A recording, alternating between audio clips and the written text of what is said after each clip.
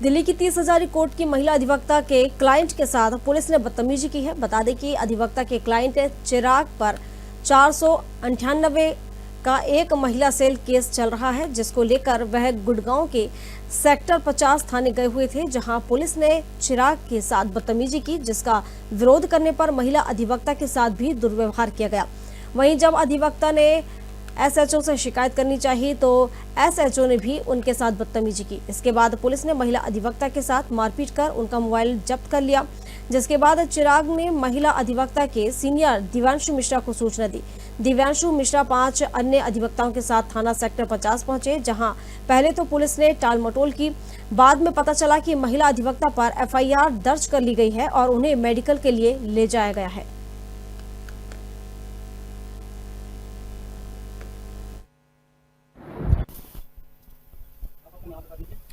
मेरा नाम दिव्यांशु मिश्रा है। मैं 15 साल से वकालत के पेशे में हूँ। एक मुकदमा चल रहा था हमारे क्लाइंट का वुमेन सेल में, जिसमें कि हमारी महिला अधिवक्ता साथी गई हुई थी। उस दौरान वहाँ पे दोनों पार्टी में आपस में कुछ मारपीट की घटनाएं होती हैं, जिसकी कंप्लेन देने के लिए हमारी महिला अधिवक्ता साथी सेक्टर 50 के थाने जाती है। और थाने जाने के बाद वहाँ पे जब वो कंप्लेन देने के लिए जाती हैं तो वहाँ पर शाम का समय था। तो वहाँ पे जो दूसरी बिना ड्रेस में, बिना वर्दी के जो वहाँ पे महिला कांस्टेबल वगैरह थी, उन लोगों ने पहले जाते ही उनके साथ बदसलूकी स्टार्ट कर दी, हमारी महिला अधिवक्ता साथी के साथ और जो हमारा क्लाइंट था उसके साथ। उस दौरान हुआ क्या कि वो कंप्लेंट देने जा रही थी, तो जो वहाँ पे कांस्टेबल उषा थी और सोनू ने पहले जो है बदसलूकी स्टार्ट करी। सोनू वहाँ पे एक महिला कांस्टेबल है जो कि उस समय बिना वर्दी की थी। वो हमारे महिला अधिवक्ता साथी के साथ जो है बदसलूकी करती है, उल्टे सीधे लफ्जों में बोलती है कि तू इधर क्या करने आई है, ये है वो है, दुनिया भर की फालतू की बातें जो है। तो जब उसने बोला कि आप मैडम तरीके से बात करिए, आप कौन है, तो कहती कि तू कौन है, पहले तू बता। तो जो हमारी महिला अधिवक्ता साथी थी उन्होंने अपना परिचय दिया। तो कहती कि तेरे जैसे वकील यहाँ हो जाते हैं। इस तरीके की बातें करके उन्होंने पूछा कि सच्चो साहब कहाँ हैं। वो सच्चो साहब से मिलने के लिए, कंप्लेंट लिखने के लिए वो अंदर को गई। अंदर जाने के बाद सच्चो, जो कि उस समय वो भी बिना वर्दी के था, तो उसके रूम में लेके जाया जाता है। वहाँ पे फिर और भी जो एक कांस्टेबल होता है जिसका नाम अनिल था, वो आता है। वहाँ पे एसएचओ जो है उनके साथ बदसलूकी करते हैं। एसएचओ का नाम सत्यवान करके है। तो वहाँ पे होती है। उसके बाद आपस में लोगों के बीच में बहस शुरू हो जाती है। उस दौरान मैडम को जो है, जो हमारी अधिवक्ता साथी थी, उनको बाल घसीट के लेके जाया जाता है बैरक में। उनको मारा पीटा जाता है। वहाँ पे एसएचओ मौजूद होता है, अनिल मौजूद होता है। उसके बाद उनके साथ कुछ घृणित कार्य किए जाते हैं जो हमारी महिला अधिवक्ता साथी थी। हाँ जी, जिसको कि मैं अभी कैमरे पे मैं आपको व्यक्तिगत रूप से मैं बता भी नहीं सकता, लेकिन जो हमने आज कंप्लेंट दी है, उस कंप्लेंट में हमने उस पूरे कृत्य को विस्तार रूप से हमने कंप्लेंट हमने दी है जी सब्जी मंडी थाने 30 हजारी चौकी में। उसका देने का कारण ये बनता है, अब मैं उसको आपको मैं विस्तार से बताता हूँ। उस दौरान जो सारी घटनाएं हो गई, होने के बाद तुरंत जो है पुलिस 15 मिनट के अंदर हमारी अधिवक्ता साथी को गलत तरीके से जो है वो बंदी बना लेती है और फटाफट अधिकारियों को अपने कॉन्फिडेंस में लेके एसएचओ ने मुकदमा दे देते हैं। इसकी और उनका जो है फ़ोन वगैरह छीन लिया जाता है। उनको एक अंधेरे बंद कमरे में उनको बंद कर दिया जाता है, जिसमें ना तो लाइट थी ना ही कोई पंखा था। उस दौरान जो क्लाइंट हमारे साथ गया हुआ था वो चश्मदीद गवाह है, उनका नाम है चिराग। और फिर वो हमें कॉल करता है डरते डरते कि सर इस तरीके की घटना घट गई है, आप लोग जल्दी आ जाइए, नहीं तो कोई बहुत बड़ी घटना घट जाएगी। तो हम लोग हमारे जो उस समय अधिवक्ता साथी यहाँ पे मौजूद थे, 3 से 4 लोग हम लोग जो है वहाँ पहुँचे। दिल्ली से गुड़गांव हम सेक्टर 50 थाना पहुँचते हैं। वहाँ पे पहुँचने के बाद जो वहाँ के एसएचओ हैं सत्यवान जी, वो हमें बरगलाते हैं, फुसलाते हैं कि नहीं जी हमारा तो आपका चोली दामन का साथ है, दिस दैट, ये सब फालतू की बातें करते हैं। हमें खाना ऑफर करते हैं, हमें चाय ऑफर करते हैं। हम पूछते जी हमारी साथी कहाँ पे है, तो कहते जी बस मेडिकल कराने गई हैं, 5 मिनट का मामला है, ऐसा कुछ होगा नहीं, जब तक आप चाय पियोगे तब तक वो आ जाएंगी। तो काफ़ी जोर दबाव के बाद वो कहते हैं कि जी हमने मुकदमा लिख दिया है। पुलिस अपने इस घृणित कृत्य को छिपाने के लिए फटाफट जो है हमारे अधिवक्ता साथी पे, जो कि अकेले थी, एक थाने के अंदर घुस के कोई महिला सरकारी कार्य में रोक बाधा डाल रही है, जान से मारने की धमकी दे रही है, मारपीट कर रही है इतने पुलिस वालों के बीच में।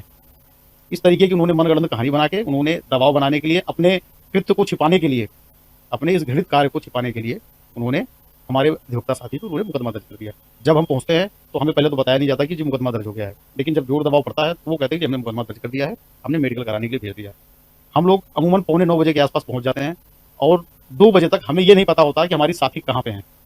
हर 5 मिनट में ये कहते हैं जी प्रोसीजर है, प्रोसीजर चल रहा है, 15 मिनट में आ जाएंगी, प्रोसीजर चल रहा है जी, मेडिकल कराने गई है, 15 मिनट में आ जाएंगी। इन बिटवीन जो है पुलिस हमें सिर्फ बरगलाती है और अपनी जो कि उन्होंने मनगढ़ंत कहानी बताई थी, अपने थाने के स्टाफ जिसका कि नाम सोनू है, उसको खड़ा करके उसका मेडिकल करा लेती है और बाकी की जो कार्रवाई होती है वो करती रहती है।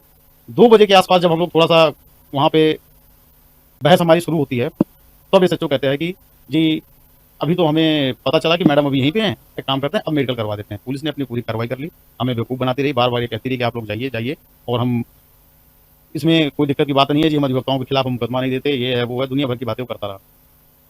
उसके बाद पुलिस जब उनके साथ जो भी मारपीट हुई होती है, चोट-चपेट लगी होती है, जो भी घृणित कार्य उनके साथ किया गया था, पुलिस उनको बहुत दर्द होता है, बॉडी में उनके काफ़ी इंजरीज़ थी। जब वो मेडिकल कराने की बात होती है, तो पुलिस उनको भेजती है सिविल हॉस्पिटल सेक्टर 10 में मेडिकल कराने के लिए। लेकिन वो सिर्फ़ ओपीडी का पर्चा कटवाती है और जब वो अपनी आप बीती डॉक्टर को बताने लगती हैं, उससे पहले जो आईओ गई थी, शायद उसका नाम पूनम है, वो और उसके साथ एक कोई महिला कांस्टेबल और थी जो कि बिना वर्दी की थी, वो दोनों उसको लेके वापस आ जाते हैं। उसका कोई भी एमएलसी नहीं होती, कोई भी मुआयना, मेडिकल मुआयना नहीं होता उसका। उस दौरान स्थिति ये बन गई थी कि हम किसी भी तरीके से अपने साथी को छुड़ा के हम लेके आए। बार-बार ये कहा जा रहा था जी दिल्ली नहीं हरियाणा है, दिल्ली नहीं जी हरियाणा है। इस चीज़ का हमारे ऊपर दबाव बनाया जा रहा था। पुलिस तो उल्टा हम लोगों को भी मुकदमे में फंसाने की तैयारी कर रही थी, लेकिन उनकी चीज़ें वो हो नहीं पाई। अंतोगत्वा किसी भी तरीके से हम लोगों ने जो है उनको ज़मानत पे रिहा करवा के हम लोग वापस लेके आए। उसके बाद फिर हमने जो है यहाँ से जो भी आपबीती हुई थी, फिर हमारी अधिवक्ता साथी ने 100 नंबर की कॉल मार के पुलिस को सूचना दी, उनका मेडिकल मुआयना हुआ, वो सारी चीज़ें जो है मेडिकल में आ चुकी हैं, जो भी सारी चीज़ें थीं। अब इस चीज़ की कंप्लेंट हमने जो है हमारे जो नज़दीकी थाना सब्जी मंडी है और पुलिस चौकी जो हमारी 30 जारी की पड़ती है, वहाँ पे हमने कंप्लेंट दे दी है, शिकायत पत्र। लेकिन पुलिस जो है अब ये कह रही है कि हम अपने ही डिपार्टमेंट के खिलाफ मुकदमे को हम दर्ज नहीं कर सकते। इस तरीके से हम अपनी कंप्लेंट को जो है गुड़गांव सेक्टर 50 के थाने में हम ट्रांसफ़र कर देते हैं, जिससे कि वहाँ पे जुरिडिक्शन आपका वहाँ बनता है, प्लेस ऑफ इंसिडेंट वहाँ का है। ये सिर्फ हमें बेवकूफ़ बनाया जा रहा है। हमारे कानून में बीएनएस में एक प्रोविज़न है सेक्शन 173 जिसके अंतर्गत 0 एफआईआर दर्ज की जाती है कि कहीं की भी घटना होती है, जहाँ पे भी आपको सुविधा लगती है, आप वहाँ पे अपनी कंप्लेंट दर्ज करा के अपनी एफआईआर को ट्रांसफ़र करा सकते हैं। अभी आज हमने जो है पुलिस स्टेशन में हमने जो है अपना शिकायत पत्र दिया हुआ है, अपनी कंप्लेंट दी हुई है। अगर नहीं होती तो फिर हम हायर अथॉरिटी से मिलेंगे, अदरवाइज़ फिर हमारे लिए जो है न्यायालय के दरवाजे खुले हुए हैं। सत्य की हमेशा जीत होती है। जी, प्रशासन से कहना चाहते हैं कि पुलिस को तो कम से कम अपना रवैया इतना सुधार के रखे कि जब हम अधिवक्ताओं के साथ, जो कि पुलिस को पीटने की भी हम ताकत रखते हैं और कई बार इतिहास हो चुका है, उसके बाद जब हमारे साथ एक जेब कतरे से भी बदतर व्यवहार होता है, तो आम पब्लिक के साथ क्या होता होगा। पुलिस अपने इस रवैये को सुधारे, नहीं तो फिर कहीं ऐसा ना हो कि फिर कोई ऐसी घटना घट जाए जिसमें कि पुलिस प्रशासन फिर धरना देने बैठ जाए किसी दिन। प्रशासन से हमारे यही, दिल्ली प्रशासन से भी यही उम्मीद है और यही हमारा प्रार्थना भी है, यही हमारी रिक्वेस्ट भी है कि जो भी घटना घटी है उस पर उचित कार्रवाई करके एफआईआर हमारी दर्ज की जाए और हमारी महिला अधिवक्ता साथी को न्याय दिया जाए।